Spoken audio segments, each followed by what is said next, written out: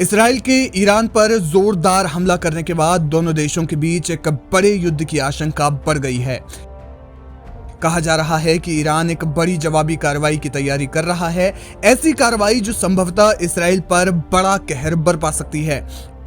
लेकिन इसी बीच दुनिया भर में तेल को लेकर चिंताएं बढ़ गई हैं, क्योंकि यह कयास लगाए जा रहे हैं कि ईरान हुर्मुज जलडमरू मध्य यानी स्ट्रेट ऑफ हुर्मुज को बंद कर देगा, जो दुनिया भर में तेल का एक बहुत बड़ा रास्ता है। ईरान के पास यही एक सबसे बड़ा हथियार है जिससे वो न सिर्फ इसराइल को बल्कि पूरी दुनिया को नुकसान पहुंचा सकता है, या ये कहें कि पूरी दुनिया को अपने इशारों पर नचा सकता है। फारस की खाड़ी में ये इलाका दुनिया भर में तेल सप्लाई का एक अहम रास्ता माना जाता है, और अब इसराइल के ईरान पर हमला करने के बाद पूरे इलाके में फैले IRGC यानी पासदाराने इस्लाम फोर्स की पूरी कोशिश होगी कि कच्चे तेल की सप्लाई का रास्ता बंद कर दिया जाए। ईरान पर किया गया यह हमला कोई छोटा हमला नहीं है। ऐसे में माना जा रहा है कि ईरान हुर्मुज को बंद करने का फैसला ले सकता है, और अगर ऐसा हुआ तो दुनिया भर में तेल की कीमतें आसमान छू जाएंगी, तेल की कमी हो जाएगी, और वो तमाम मुल्क जो तेल के लिए आयात पर निर्भर हैं, उन देशों में हालात गंभीर हो जाएंगे। अगर तेल सप्लाई सिर्फ एक हफ्ता भी बंद रही तो ग्लोबल मार्केट हिल जाएगा, अमेरिकी और यूरोपियन इकोनॉमी में मंदी आ जाएगी और डॉलर गिरेगा, जिससे दुनिया पर इसका असर होगा। Aim right, achieve big. At KR Mangalam University, we provide you the platform to turn your dreams into reality. At KR Mangalam University. जानकार मानते हैं कि ईरान जिस हालात में इस समय है उसमें जाहिर तौर पर वो हुर्मुज को बंद करने की कुव्वत रखता है। ईरान की तटरेखा 100 समुद्री मील से ज्यादा दूरी तक जलडमरू मध्य को देखती है, और ईरान के पास बड़ी संख्या में मिसाइलें, ड्रोन, नौसेना और विमानन प्रणालियां हैं जो जलडमरू मध्य में जहाजों के लिए एक खतरा पैदा कर सकती है। यानी हुर्मुज लगभग पूरी तरह से ईरान के कब्जे में है, ये कहना गलत नहीं होगा। ईरान ने बड़े न सही लेकिन अगर छोटे हमले भी इस दौरान किए तो ये छोटे हमले भी शिपिंग रूट को पूरी तरह से बंद करने के लिए पर्याप्त हो सकते हैं। हुर्मुज जलडमरू मध्य फारस की खाड़ी में स्थित एक संकरा समुद्री मार्ग और विश्व के तेल व्यापार का महत्वपूर्ण गलियारा है, जहां से वैश्विक कच्चे तेल का लगभग 20 से 30% और तरल प्राकृतिक गैस का एक बड़ा हिस्सा गुजरता है। ऐसे में ईरान कुछ समय के लिए ही सही लेकिन हुर्मुज को बंद कर सकता है। माना जा रहा है कि ईरान के आर्थिक हालात फिलहाल ठीक नहीं हैं और बड़े पैमाने पर युद्ध शुरू करना उसके लिए जोखिम भरा हो सकता है। हुर्मुज जलडमरू मध्य को बंद करना ईरान के लिए एक रणनीतिक कदम साबित हो सकता है, क्योंकि ये वैश्विक तेल आपूर्ति को बाधित करेगा, जिससे पश्चिमी देशों और उनके सहयोगियों पर दबाव बढ़ेगा। हालांकि इसका दूसरा पहलू भी है। दरअसल इराक, कुवैत, बहरीन और कतर के लिए हुर्मुज जलडमरू मध्य बाकी दुनिया से जुड़ने का एकमात्र समुद्री मार्ग है। उनकी अर्थव्यवस्थाएं बुनियादी जरूरतों के लिए आयात पर निर्भर हैं, यानी तमाम अरब देशों की अर्थव्यवस्था को मजबूत करने में यह रास्ता बेहद अहम है। अगर ईरान इसे बंद कर देता है तो इससे सऊदी अरब और UAE को आर्थिक रूप से एक बड़ा नुकसान होगा। दूसरी ओर ईरान भी अपना तेल इसी रास्ते से निर्यात करता है। ईरान ऐसे निर्यातों से 65% सरकारी राजस्व और 8% GDP उत्पन्न करता है। तेल राजस्व के बिना ईरानी सरकार ईंधन और बुनियादी खाद्य पदार्थों पर सब्सिडी में कटौती करने के लिए मजबूर होगी, जो ईरान के 91 मिलियन लोगों द्वारा प्राप्त कम कीमतों का आधार है। ऐसे में हुर्मुज को बंद करना ईरान के लिए भी आसान नहीं होगा, लेकिन अब जब क्योंकि ईरान पर इसराइल ने इतना बड़ा हमला कर दिया है जिसमें उनके सबसे बड़े परमाणु वैज्ञानिकों, मिलिट्री चीफ समेत 20 लोगों की मौत हो गई है, तो ऐसे में ईरान इसराइल समेत पश्चिमी देशों पर दबाव डालने का हर संभव प्रयास करेगा। ये कदम इसलिए भी ईरान उठा सकता है क्योंकि इसराइल ने ईरान के परमाणु ठिकानों को निशाना बना दिया है, जिसके बाद ईरान कोई भी कदम उठा सकता है, और इसके लिए सबसे बड़ा और ईरान के लिए सबसे आसान रास्ता है हुर्मुज जलडमरू मध्य या स्ट्रेट ऑफ हुर्मुज।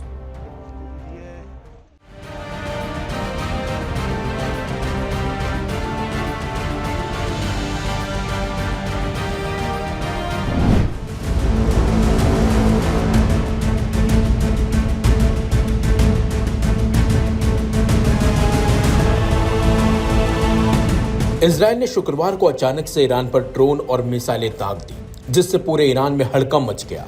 लेकिन जिस तरह से इजराइल ने ईरान के परमाणु ठिकानों को निशाना बनाते हुए हमला किया, उससे तो साफ है कि इजराइल ने यह हमला पूरी प्लानिंग के साथ किया, क्योंकि इस हमले में ईरान के टॉप कमांडर भी मारे गए हैं। इन हमलों से एक तरफ जहां ईरान परेशान और टेंशन में है, तो वहीं हूती विद्रोहियों ने इस हमले का विरोध करते हुए इजराइल को खामियाजा भुगतने की धमकी दी है। हूतियों ने एक्स पर एक पोस्ट किया और लिखा, हम इजरायली दुश्मन द्वारा निशाना बनाए गए शहीदों के लिए ईरानी नेतृत्व को अपनी संवेदना व्यक्त करते हैं। हम स्वतंत्र गणराज्य ईरान के खिलाफ आतंकवादी हमलों और आक्रामकता की कड़ी निंदा करते हैं। हम पुष्टि करते हैं कि जायोनी दुश्मन द्वारा किए गए ये हमले उसकी बर्बरता और आतंकवाद के स्पष्ट सबूत हैं और ये सभी के लिए खतरा है। ये दूसरों को अन्यायपूर्ण तरीके से निशाना बनाता है और आक्रामकता के कृत्य को करने में कोई वैधता नहीं है। अपने टॉप कमांडरों की मौत के बाद ईरान भी भड़का हुआ है। ईरान ने इजराइल को इस हमले का खामियाजा भुगतने की बात कही है। ईरान की तरफ से साफ कर दिया गया है कि टॉप कमांडरों की मौत का बदला जल्द ईरान लेगा। ईरान के supreme leader ayatollah Ali Khamenei ने बेहद कड़ी शब्दों में इजराइल के हमलों की निंदा करते हुए बदला लेने की बात कही है। खामेनी ने कहा, देश पर हमले के लिए इजराइल को कड़ी सजा भुगतनी पड़ेगी। इजराइल ने हमारे खिलाफ अपने खून से सने हाथ बढ़ाकर रिहायशी इलाकों पर हमला किया है। इसने उसके चेहरे को उजागर कर दिया है। Aim right, achieve big. At KR Mangalam University, we provide you the platform to turn your dreams into reality. At KR Mangalam University. Ali Khamenei के एक्स हैंडल से किए गए पोस्ट में भी इजराइल पर जमकर गुस्सा निकाला गया है। सोशल मीडिया पर अपनी पोस्ट में खामेनी ने कहा, जायोनी शासन को कड़ी सजा की तैयारी कर लेनी चाहिए। ईरान की सशस्त्र सेना किसी भी कीमत पर इजराइल को सजा दिए बिना नहीं जाने दे सकती। बताया जा रहा है कि ईरान के Islamic revolution guard corps IRGC के कमांडर मेजर जनरल हुसैन सलामी की उनके अपार्टमेंट को निशाना बनाकर किए गए इजरायली हमले में हत्या कर दी गई। तेहरान में भी खत्म अल अनबिया सेंट्रल के हेडक्वार्टर के commander major general Gholam Ali Rashid को हमले में मार डाला गया। ईरानी सेना के चीफ जनरल मोहम्मद बागेरी भी इजराइल के हमले में मारे गए हैं, जो ईरान के लिए एक बड़ा झटका है। फिलहाल ईरान के समर्थन में हूती विद्रोही खड़े हो गए हैं और उन्होंने इजराइल को चेतावनी दी है कि अब इजराइल को इस हमले का खामियाजा भुगतना पड़ेगा। दूसरी तरफ ईरान ने भी अब तैयारी कर ली है और वो भी जल्द इजराइल पर बड़े अटैक की तैयारी कर रहा है। हालांकि जिस तरीके से इजराइल ने हमला किया है ईरान पर, वो भी अब चुप रहने वाला बिल्कुल भी नहीं है।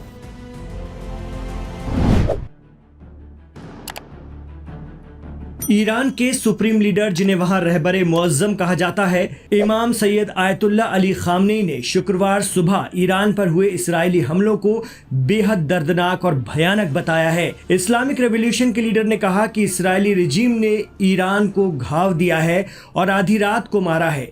इमाम खामेनी ने कहा कि इस्राएल को इसके लिए दर्दनाक सजा भुगतनी पड़ेगी। गुस्से से भड़के खामेनी ने कहा कि जायोनी रिजीम के हाथ हमारे देश के लोगों के खून से रंगे हैं, ये शैतान हैं। Supreme leader Syed ayatollah Ali Khamenei ने ईरान की आर्म फोर्सेस को हुक्म देते हुए कहा है कि ग्रेट ईरान नेशन के खिलाफ जायोनी फोर्स के इस अपराध की सजा दी जाए। उन्होंने कहा कि इस्राएल के खिलाफ ऐसी प्रतिक्रिया होगी कि दुनिया देखेगी। उन्होंने हमारे कमांडर और साइंटिस्ट मारे हैं, इसका बदला भी इससे कहीं खतरनाक होगा। इसके बाद ईरान ने ऐलान कर दिया है कि वो राजधानी तेहरान और परमाणु ठिकानों पर हुए हमले का जबरदस्त बदला लेगा। ईरान ने इस्राएल और अमेरिका को कहा है कि इसके लिए आपको भारी कीमत चुकानी पड़ेगी। ईरान आर्म्ड फोर्सेस के तर्जुमान या प्रवक्ता ब्रिगेडियर जनरल अब्दुल फाजी शेखरची ने कहा कि इस्लामिक रिपब्लिक इन हमलों का भयंकर जवाब देगा। उन्होंने आरोप लगाया कि राजधानी तेहरान में रिहायशी इलाकों को टारगेट करके हमला किया गया है। ईरान ने आरोप लगा दिया कि अमेरिका के सपोर्ट से इस्राएल ने ये हमले अंजाम दिए हैं। ईरानी आर्म फोर्स ने इस बात की तस्दीक भी कर दी है कि इस्राएल के हमलों से राजधानी तेहरान में इमारतों और अलग अलग जगह पर काफ़ी जानें गई हैं। चश्मदीद बता रहे हैं कि राजधानी में महिलाओं और बच्चों की लाशें यहाँ वहाँ बिखरी देखी गईं। Aim right, achieve big. At KR Mangalam University, we provide you the platform to turn your dreams into reality. At KR Mangalam University.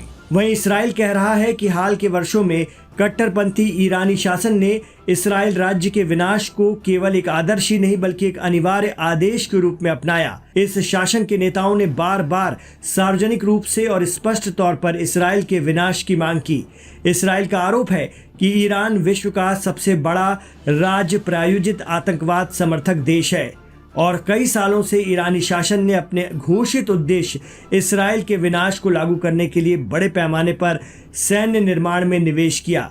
Israel का कहना है कि ईरान का शासन एक व्यापक और गुप्त परमाणु हथियार कार्यक्रम को बढ़ावा दे रहा है, जबकि विश्व से धोखाधड़ीपूर्ण तरीके से बातचीत करता है और कूटनीतिक प्रयासों का दुरुपयोग कर रहा है।